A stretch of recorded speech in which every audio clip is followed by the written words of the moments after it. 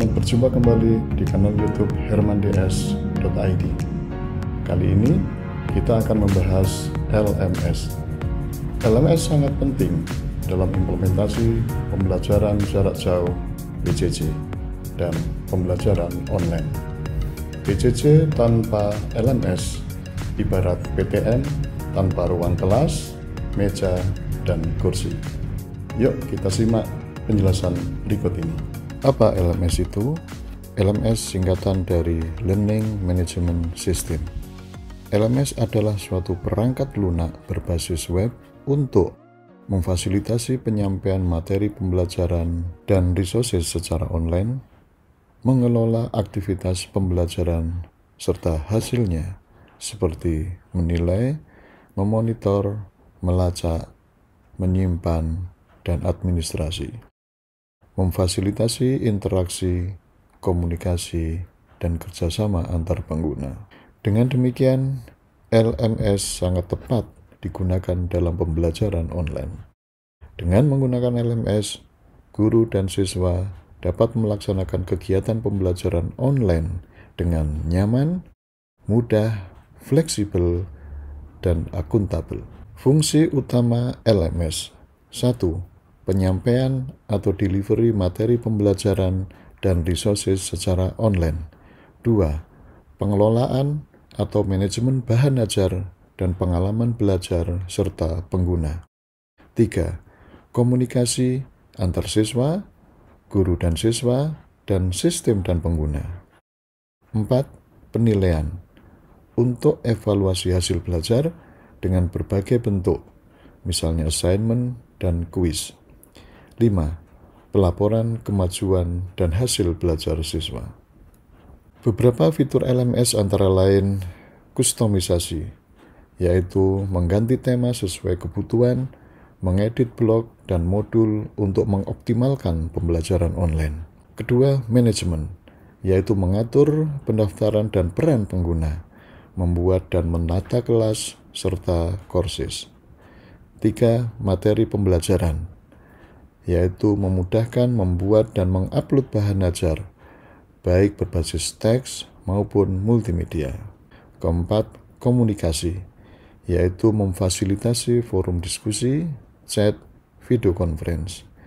5. Evaluasi, menyediakan berbagai bentuk kuis dan penugasan atau assignment untuk keperluan evaluasi hasil belajar. 6. Serta berbagai fitur seperti SCORM, glosari, survei, database, dan lain-lain. Fasilitas LMS bagi admin. 1. Mengatur tampilan portal web sesuai kebutuhan lembaga. 2. Membuat user dan menata peran mereka. 3. Menentukan rules atau aturan sistem. 4. Mengatur registrasi pengguna. 5.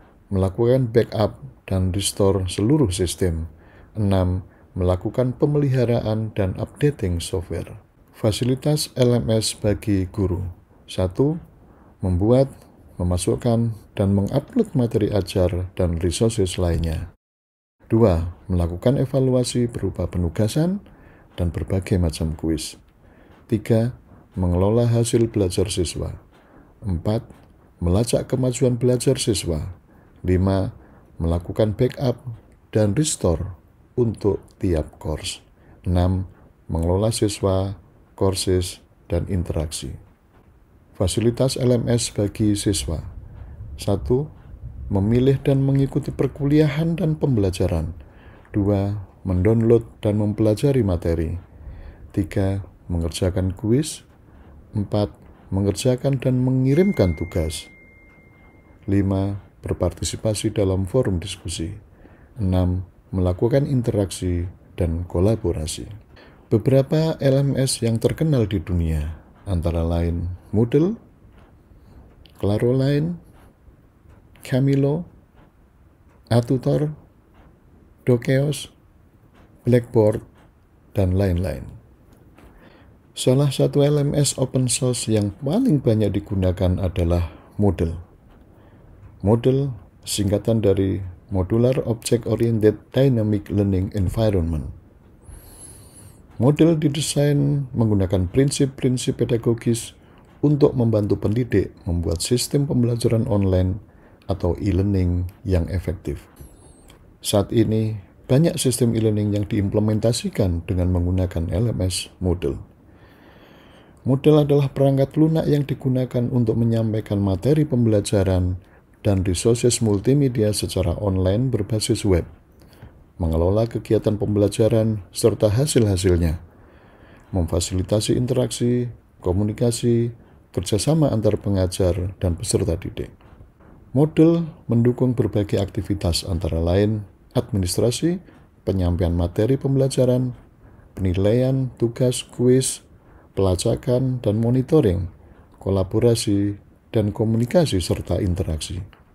Melalui e-learning ini, pengajar dapat mengelola materi pembelajaran, yakni menyusun silabus, mengupload materi pembelajaran, memberikan tugas kepada peserta didik, menerima pekerjaan mereka, membuat tes, kuis, memberikan nilai, memonitor keaktifan, mengolah nilai, berinteraksi dengan peserta didik dan sesama pengajar melalui forum diskusi dan chat.